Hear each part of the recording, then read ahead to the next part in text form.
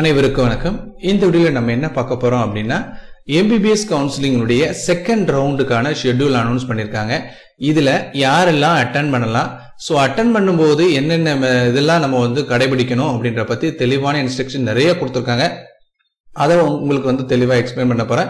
இது 7.5 seat reservation for Tamil Nadu government school ஸ்டூடெண்ட்ஸா இருந்தாலும் சரி, கவர்மெண்ட் கோட்டாவா இருந்தாலும் சரி, மேனேஜ்மெண்ட் கோட்டா இருந்தாலும் சரி, இன்ஸ்ட்ரக்ஷன்ஸ் ஆர் சேம். சரிங்களா? ஃபர்ஸ்ட் இந்த 7.5%க்கு சோ ஆல்ரெடி உங்களுக்கு தெரியும், இந்த ஆல் இந்தியா கோட்டால இருந்து வந்த சீட்ல ஒரு 13 சீட்ஸ் உங்களுக்கு அவைலபிளா இருக்கு. ஆல்ரெடி எடுத்தவங்களுக்கு கூட ஒரு 13 பேருக்கு அடிஷனலா கிடைக்க போகுது. அவங்க உங்களுடைய சீட்டை எப்படி அப்ளை பண்றது எல்லாமே இதுல பார்ப்போம். ஃபர்ஸ்ட் பாத்துட்டீங்கன்னா உங்களுக்கு 4ஆம் தேதி ஃபர்ஸ்ட் டே இந்த கவர்மெண்ட் ஸ்கூல் ஸ்டூடெண்ட்ஸ்க்கு மட்டும் கவுன்சிலிங் நடக்குது. இதுல ரீ அலாட்மெண்ட் அண்ட் அலாட்மெண்ட் கொடுத்துருக்காங்க. இந்த ரீ அலாட்மெண்ட்னா என்ன அப்படின்னா நல்லா தெரிஞ்சுக்கோங்க. ஒரு காலேஜ் நீங்க ஃபர்ஸ்ட் கவுன்சிலிங் அட்டன் பண்ணி அந்த காலேஜ் செலக்ட் பண்ணிட்டு அந்த காலேஜில் போய் ஜாயின் பண்ணிருப்பீங்க. அவங்க மட்டும்தான் ரீ அலாட்மெண்ட்டுக்கு கிளைம் பண்ண முடியும். ஃபார் எக்ஸாம்பிள், நீங்க ஸ்டான்லி மெடிக்கல் காலேஜ்ல ஜாயின் பண்ணிருக்கீங்க. உங்களுக்கு மெட்ராஸ் மெடிக்கல் காலேஜ்ல சீட் அவைலபிலிட்டி இப்ப கிடைக்குது. இப்ப அந்த சீட்டை எடுக்கணும் அப்படின்னா உங்களுக்கு உங்களுடைய கம்யூனிட்டியில அங்க வேகன்சி இருக்கணும். ஃபார் எக்ஸாம்பிள், நீங்க பிசி கம்யூனிட்டியில போய் ஜாயின் பண்ணிருக்கீங்க ஸ்டான்லி மெடிக்கல் காலேஜ்ல அப்படின்னா, அதே பிசி கம்யூனிட்டியோட வேகன்சி அங்க இருந்துச்சு அப்படின்னா நீங்க என்ன செஞ்சுக்கலாம் அப்படின்னா உங்களுடைய கம்யூனிட்டி டர்ன்ல மாறிக்கலாம். அதுதான் ரீ அலாட்மெண்ட்.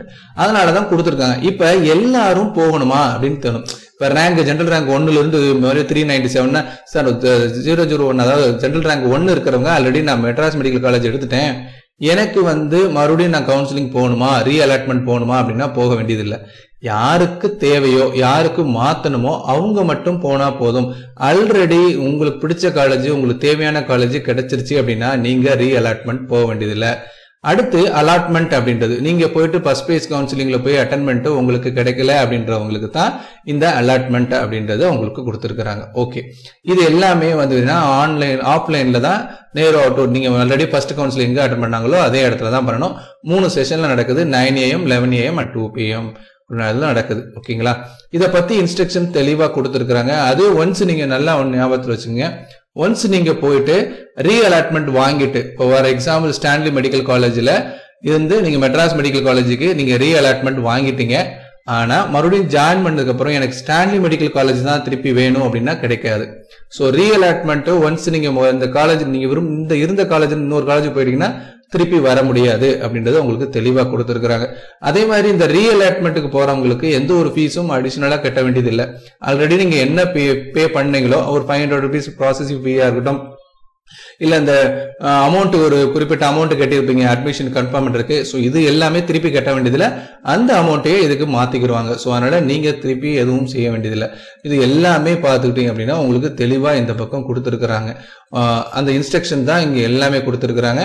அதே மாதிரி நமக்கு பாத்தீங்கன்னா ஜெனரல் டர்ன்ல இருக்கிறவங்களுக்கு பிடிஎஸ்க்கும் உங்களுக்கு ஷெட்யூல் கொடுத்துருக்காங்க, MBBSக்கும் தனி ரேங்க் கொடுத்துருக்காங்க. அதே மாதிரி ஒரு 5, 6, 7, 3 தேதிகளில் MBBSக்கும், அடுத்து 7ல 11 மணில இருந்து 7, அதே மாதிரி 8, 9, 10 இதுல எல்லாம் பாத்தீங்கன்னா உங்களுக்கு ரீ allotment for SC, SC, ST, அது ஃபார் கவர்மெண்ட் MPC, FPC அதெல்லாம் BDS எல்லாமே கொடுத்துருக்காங்க. அலாட்மெண்ட் ஃபார் அதே மாதிரி OC, BC, BCMக்கு இது சீட்ஸ் ஏன்னா ஆல் இந்தியா கோட்டால இருந்து சீட்ஸ் வந்திருக்கு. இந்த ஆல் இந்தியா கோட்டால சீட்ஸ் வந்திருக்கும். அதே மாதிரி சில பேர் போய் கிடைச்ச சீட்ஸ்ல போய் ஜாயின் பண்ணாமல் இருப்பாங்க. அந்த வேகன்சி இது எல்லாமே எக்ஸ்ட்ரா இருக்கிறவங்களுக்கு கிடைக்கும். இந்த ரேங்க் எல்லாமே கொடுத்துருக்காங்க. இங்கேயும் அதே தான், ரீ அலாட்மெண்ட் தான். ஓகேங்களா? அலாட்மெண்ட்டும் உங்களுக்கு புதுசா போறவங்களுக்கும் கிடைக்கும். சரிங்களா? இது எல்லாமே கால் லெட்டர் எதுவுமே அனுப்ப மாட்டாங்க. நீங்களா போய் அட்டன் பண்ணிக்கிற வேண்டியதான்.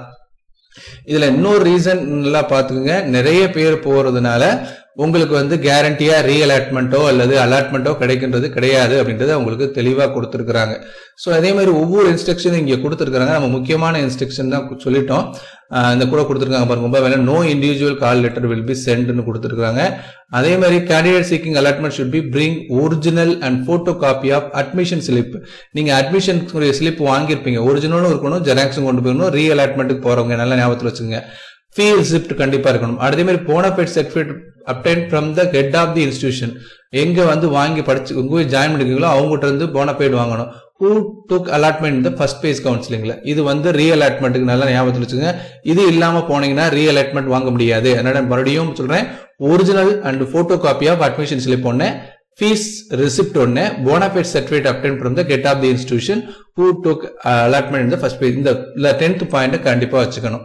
அதே மாதிரி பாருங்க, இந்த ஸ்பெஷல் கேட்டகரியில நீங்க ஆல்ரெடி சீட் எடுத்திருப்பீங்க. ஒரு சைல்டு ஆஃப் எக்ஸ் சர்வீஸ்மேனா இருந்தாலும் சரி, எமினன்ட் ஸ்போர்ட்ஸ் பர்சனா இருந்தாலும் சரி, ஆர்த்தோபெடிக்கலி பிசிக்கலி டிசேபிளா இருந்தது, இவங்க ஃபர்ஸ்ட் பேஜ் கவுன்சிலிங்ல சீட் எடுத்துட்டு இப்ப போய் ரீஅலாட்மெண்ட் பண்ண முடியுமா அப்படின்னா ரீஅலாட்மெண்ட் பண்ண முடியாது. ஸ்பெஷல் கேட்டகரிக்கு ரீஅலாட்மெண்ட் இல்ல, ஞாபகத்துல வச்சுக்கோங்க. நீங்க போனீங்கனாலும் உங்களுக்கு கிடைக்காது, ஏன்னா அதனால கொடுக்கல. ஸ்பெஷல் ரிசர்வேஷன்ல போனவங்களுக்கு சீட் அலாட்மெண்ட் சீட் அலாட்மெண்ட் இல்ல, சரிங்களா? அதே மாதிரி candidate wish to retain seat allotment already நான் சொன்னதான், ஆல்ரெடி இருக்கிறதே போதும்ன்றவங்க நீங்க அலைய வேண்டியது இல்லை, ஞாபகத்தில் வச்சுக்கோங்க. அதே மாதிரி பாத்தீங்கன்னா candidate who obtained reallotment in the counselling not be permitted reclaim already நான் சொன்னதான்.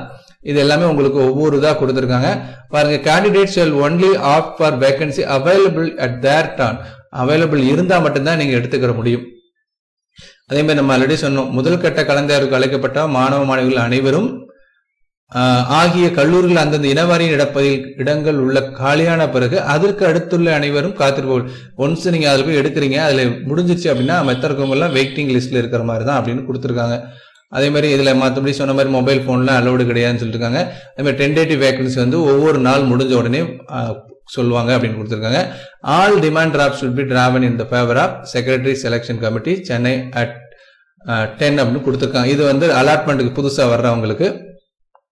இந்த அதாவது ரீஅலாட்மெண்ட்டுக்கு பாத்தீங்கன்னா நோ ப்ராசஸிங் கொடுத்துட்டாங்க. வெயிட்டிங் லிஸ்ட் கேண்டிடேட்டுக்கும் no processing. Already first counselling attend பண்ணிட்டு உங்களுக்கு சீட் கிடைச்சிருக்காது, ஆனா வெயிட்டிங் லிஸ்ட்ல இருந்திருப்பீங்க, அவங்களுக்கும் ஃபீஸ் கிடையாது.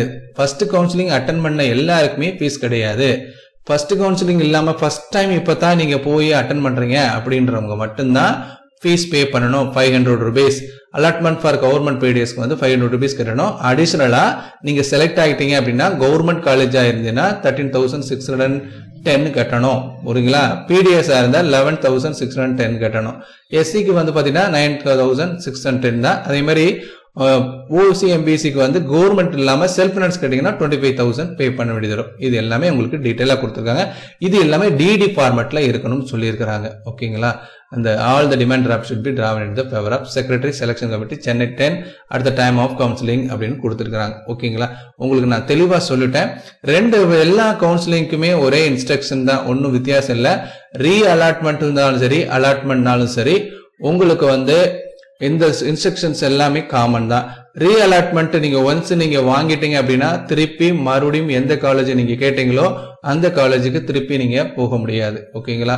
சோ இந்த இன்ஃபர்மேஷன்ஸ் எல்லாமே உங்களுக்கு தெளிவா புரிஞ்சிருக்கும்னு நினைக்கிறேன். இந்த இன்ஃபர்மேஷன்ஸை உங்க மற்ற ஃப்ரெண்ட்ஸ்களுக்கு எல்லாம் ஷேர் பண்ணுங்க. கம்ப்ளீட்டா இந்த டீடைல ஒரு தடவை கோத்ரூ பண்ணிக்கங்க.